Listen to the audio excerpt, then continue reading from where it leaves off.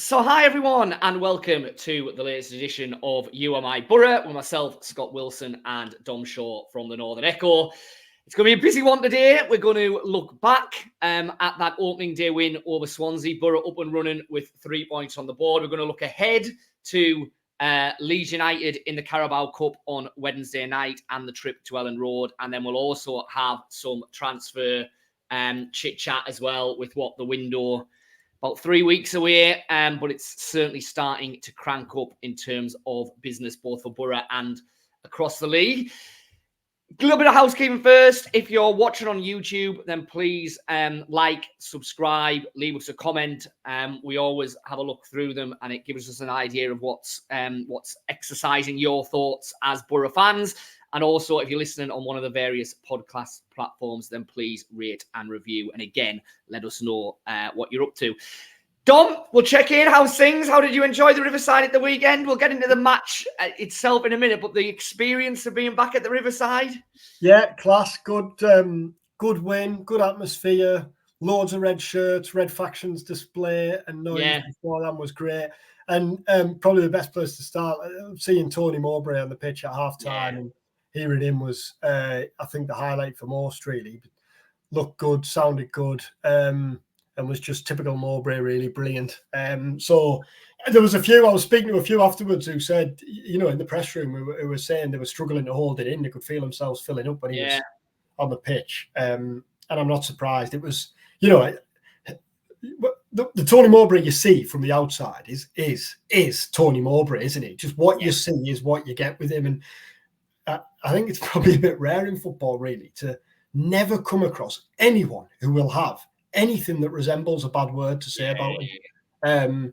So I thought it was great to see him. Great to see him looking and sounding good at halftime, and he'll have enjoyed watching a win, won't he? I'm sure he will. Yeah, I'm sure he will. I'm sure. Well, he clearly did enjoy the ovation that he got and everything. You would see how moved he was by that on the clips that have been flying around on social media. But yeah, I'm sure he will have enjoyed watching the Boro. So what do you make of it then? What do we make of it? You know, a win, that's clearly a massive positive. A laugh up and running. Aidan Morris, obviously, getting his first competitive game. Maybe not as emphatic as it might have been, given Boro's general dominance, but generally positive. Yeah, I that was the only disappointment, really, that the Boro didn't score more goals. They should have had... you know, there was 2 or 3 chances in the first half that they should have made more of, and then the same in the second half, really. I thought the second half, there was a couple that were more unfortunate rather than wasteful. Latte Laff's header just wide, another volley that was going in and like deflects off Matt Clark and bounces narrowly wide. Then there's the one in the 92nd, 3rd minute where Isaiah Jones, who we'll get on to, who was otherwise brilliant, should have squared for Bergzorg, but goes for goal. Which again, like, you know, if you're a manager, clearly I think there'll have been words there afterwards. That's the decision making, isn't it? That's what Carrick talks about, how Isaiah Jones can go to the next level, those sorts of things. But Jones, man of the match, great display. You can see why he kind of was caught in the headlights a little bit and went for goal in that moment. But it didn't matter anyway, because obviously Boro saw it through. There was a couple of scares. Matt Clark, Ralph Vandenberg, Luke Ayling, I thought were all class again.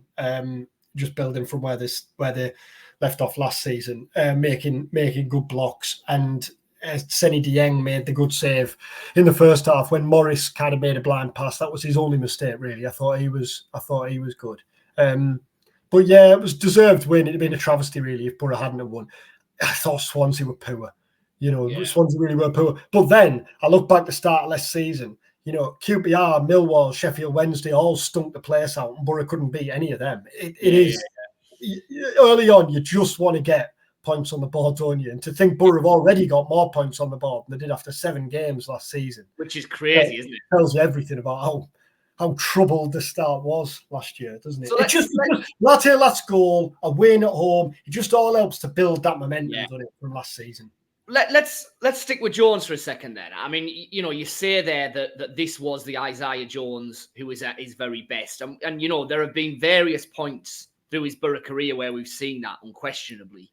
But there has been inconsistency. There's obviously been injuries, which is absolutely not his fault. I mean, it feels a bit like this is, you know, Jones needs a season where he puts it together for the full season and genuinely is one of the best attacking players in the Championship, because he's capable of doing that. I think we all know that. Michael Carrick knows that. I think Isaiah Jones knows that. But as I say, for whatever reason, we've seen flashes of it throughout his time at Boro. We probably haven't seen that 3 or 4 months where he solidly looked like one of the best players in the Championship. Is that fair? Yeah, and I think the thing with Jones now is, what is he, 25? He's not a kid anymore. No. The kind of narrative of the former non-league player, which he always will be, obviously, but that's gone now, hasn't it? Because he's been a senior, established Boro player now for a number of seasons. And we know what he's capable of in the Championship. He signed a new long-term contract at the end of last season. And Carrick touched on that after the game on Saturday. He was really good on Jones, but he said he's not a young lad anymore really now, and we need him to step up. And Carrick says he has. He said he's seen a difference in him since the end of last season.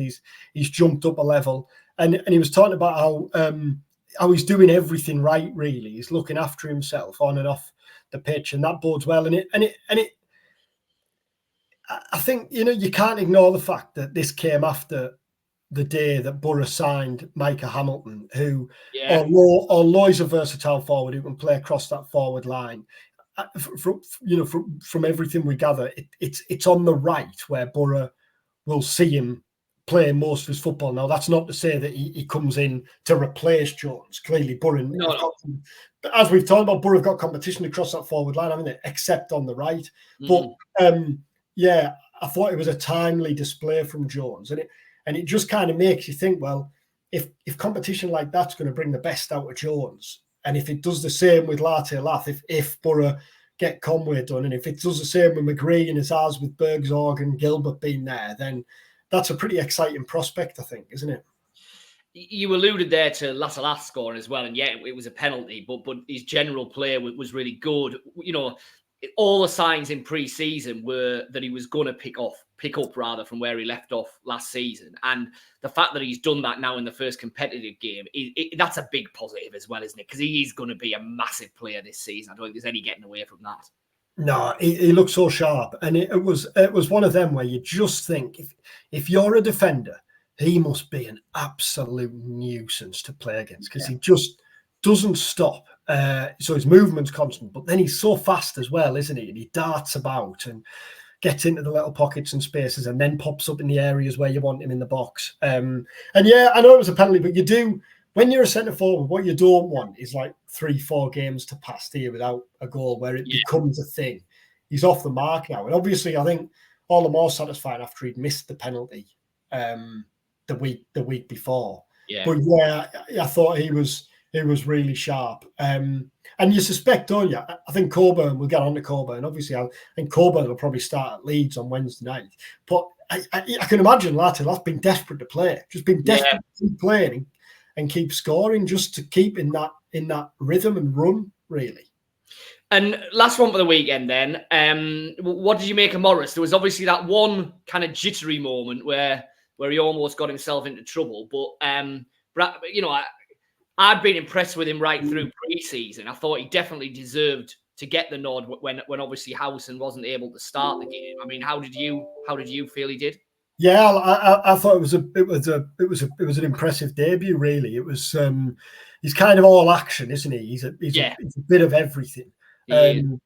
But he's really comfortable on the ball, isn't he? I know there was that one mistake, but Carrick won't lose any sleep over that, as will he? How many times he talked about kind of those not sloppy passes in defence, but if he's asking them to play a certain way, he has to understand, or he has to appreciate that there might be slip ups, and obviously got away with it. There was one. It was early in the second half where he made an interception midway inside Boro's own half and started a move with a pass, and then followed the attack and got on the end of the move and ended up winning a corner. I think it might have even deflected off the post. And I just thought in that 30-second clip snippet, it probably gives you an indication of what he's all about, really. Kind of, first of all, does the dirty stuff, winning the ball, then just plays a simple pass, but then his work isn't done there type thing. He doesn't just admire and watch from afar. He's keen to join the attack. And I thought there was signs of him and Hackney. He mentioned it afterwards spoke to him afterwards, and he was he kind of mentioned that him and Hayden. I mean, obviously, there's no guarantee they're going to be in there every week, but they're kind of getting an understanding of how each other play. Both kind of young players looking to make big forward steps, and I thought there was early promising signs there as well. And then again, I know we're going to get on the lead, but it's kind of such is the strength. You probably take them two out, put Howson and Barlasser, or even Howson in defence and Barlasser and McCabe in the midfield on Wednesday, and you're still bringing players in there who plenty of championship bosses would be happy to have. So it's I think that's promising. But I thought it was a good debut. I thought it was an impressive debut. We're recording this on Tuesday morning. I am gonna go and see Michael Carrick for his pre-match presser later on this afternoon, and then obviously thoughts will turn very much to Leeds, as you've mentioned there.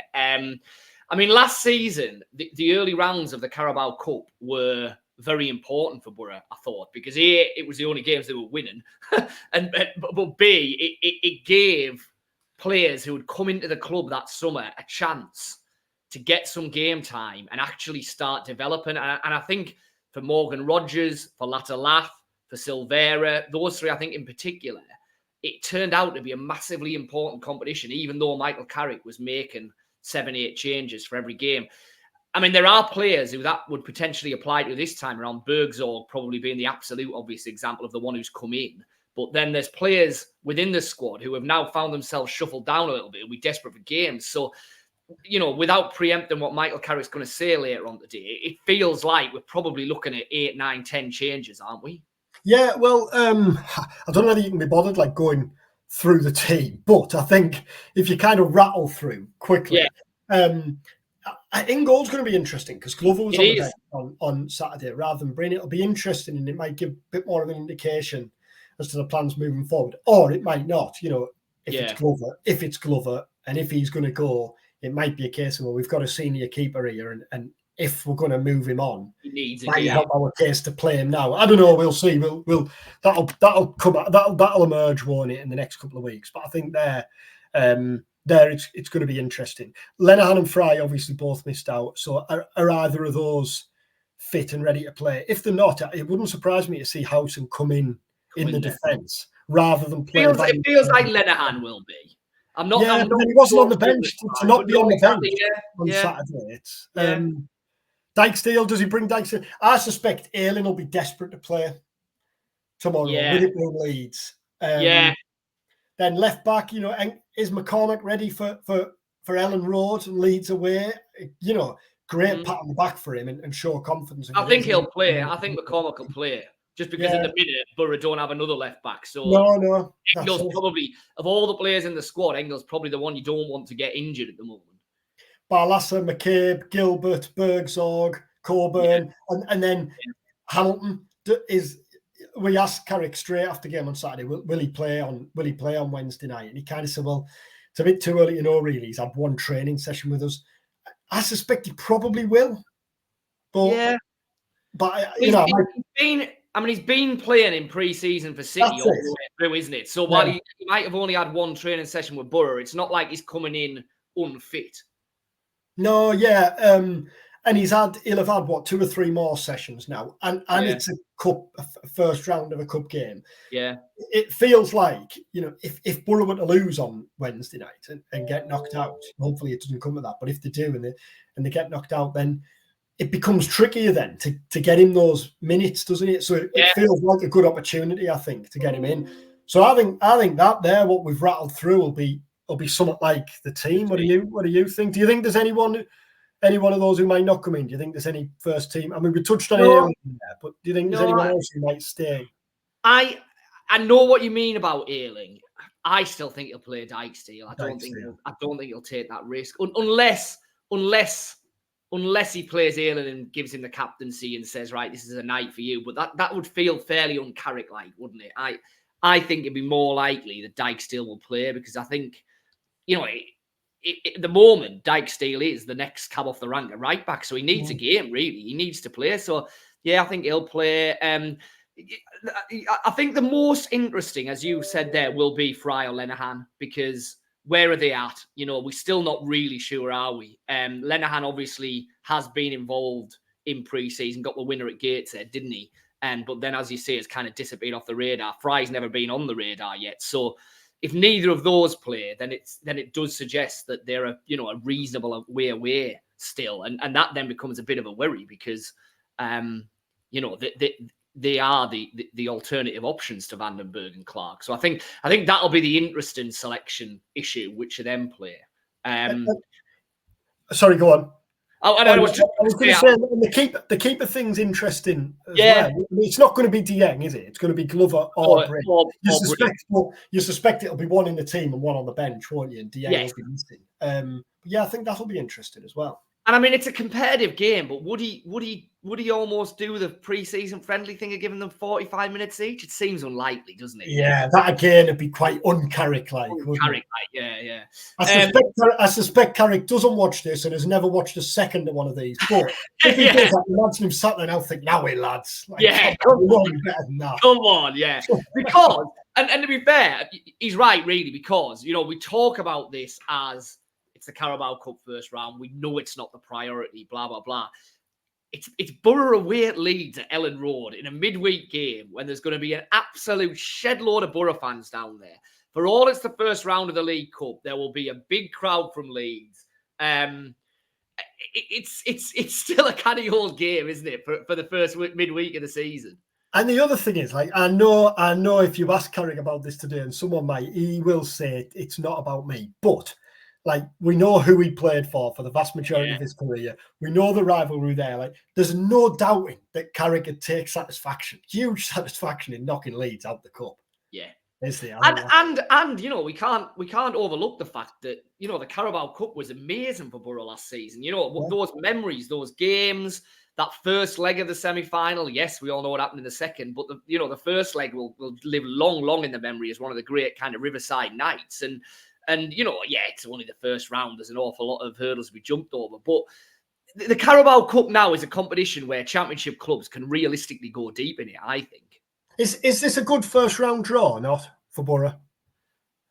Yeah, I think it probably is because there's something on the game. If they'd been drawn at home to Stockport or, Mansfield or someone like that, then that's a real nothing game. There'd be a very, very small crowd at the Riverside. There'd be no atmosphere. At least this, if Carrick is going to make all these changes, he might find out something about some of these players from an away game at Leeds that I don't think he would if they were at home to Colchester or that kind of fixture. You know what I mean? Just a few other kind of news lines to touch on, really, because I suspect there might be a few watching and waiting for us to get to it. The Tommy Conway situation is again, we're recording on Tuesday morning, so apologies if this has changed by the time you watch it. But it's largely unchanged from last week. Now, I say largely, it has kind of altered slightly in that Tan Kessler from Hull, they like to talk at Hull, don't they? And he did an interview at the weekend saying that Conway is leaning towards Boro, which we kind of knew at the time anyway. That was nothing new. And he said he's held positive talks with Boro. It's clearly looking very positive for Boro. But the kind of understanding is Conway's preference is a move to Boro, and he's made that clear.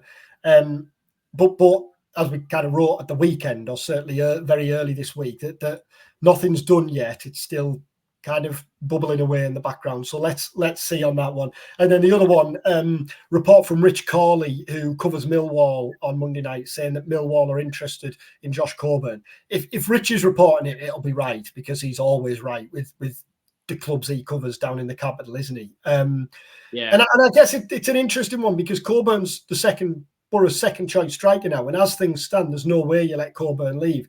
If Boro bring in one more striker, or maybe even two more forwards, but there's no indication that's going to be the case. If they bring in Conway, then I don't know, is there a decision to be made there? Millwall won't be the only club interested if there's any indication whatsoever that Coburn might be available on a loan or a permanent, will there? I think there probably is a decision to be made, because for all that we've said Boro are light in attack, Carrick only plays with one forward, doesn't he? And if you get Conway in, who is clearly, banging on the door to at the very least push Latalaf for a starting spot, he will be coming wanting to start. Then suddenly Coburn's number 3. Bergzorg looks like he could play through the middle at a push. Hamilton might develop into a player who could play through the middle. If Force ever gets back, we always say he could play through. So, if Conway comes in and Josh Coburn is number 3 striker, all of a sudden it feels like there's a potential for him to get very, very few minutes in that role. Would Boro want to sell him permanently? Probably not. But then if you've got money on the table to offset some of what you're paying for Conway, I could see why they might be interested in that. If, as I say, he's going to be the number 3 striker. And on the subject of transfers, just before we wrap up, obviously, as we discussed last week, Boro are in the market for a left back. Ryan Giles' situation rumbled on over the summer. Again, Tan Kessler was talking about that at the weekend, and it was a pretty blunt message to Giles. Basically, get your head down. You're a Hull player.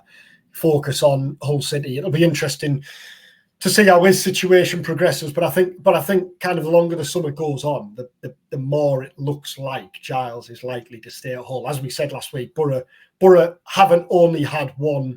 Giles isn't the only left back Boro have had in mind. They didn't start the summer looking for a left back, but obviously Bangura's situation changed that, and they are kind of monitoring the situation with other targets. So we'll see how that plays out.